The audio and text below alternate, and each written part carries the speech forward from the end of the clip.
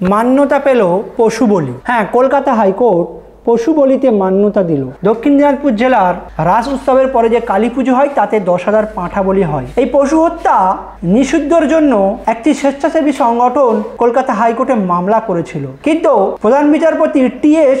শিবগানন এবং বিচারপতি হিরণময় ভট্টাচার্যের বেঞ্চ এই পশু বলি হত্যাকে মান্যতা দিয়েছেন। তারা বলেছেন ধর্মীয় এই কালচারকে বন্ধ করা উচিত নয়। তারা তামিলনাড়ুর জিল্লাকাট্টু উৎসবের উদাহরণ টেনেছেন, বলেছেন তামিলনাড়ুর এই জিল্লাকাট্টুর উৎসবে অনেক লোক মারা যায়।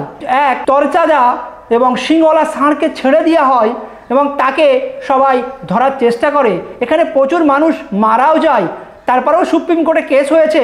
সুপ্রিম কোর্ট এই যে ধর্মীয় উৎসব জিল্লাকাট্টুর নিষিদ্ধ করেন না, সেই প্রসঙ্গ ট্রেনে রায় দিয়েছেন প্রধান দুই বিচারপতির বেঞ্চ। তারা বলেছেন দক্ষিণ দিনাজপুরের রাস উৎসবের পরে যে কালী পুজো হয় সেটা অবশ্যই চলবে, তাতে কোনো নিষেধাজ্ঞা দিবে না বা তাতে কোনো বাধা দিবে না বা হস্তক্ষেপ করবে না হাইকোর্ট। এখান থেকে প্রমাণ হয় যখন মুসলিমদের কুরবানি হয় তখন কিছু সংগঠন, কিছু ব্যক্তি, কিছু বুদ্ধিজীবীরা তারা প্রতিবাদ করতে নামে।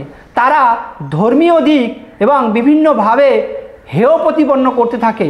ধর্মীয় উৎসবে যে স্বাধীনতা রয়েছে ভারতবর্ষে, সেটা সংবিধান অধিকার, সেটা যে কোনো ধর্মের হোক, সেই সাংবিধানিক অধিকারটিকে আরেকবার মান্যতা দিলেন কলকাতা হাইকোর্ট এবং ধর্মীয় বিষয়ে তারা হস্তক্ষেপ করবে না পরিষ্কারভাবে জানিয়ে দিলেন। 10,000 পাঁঠা বলি আইনে রূপান্তরিত হলো বলা যায়।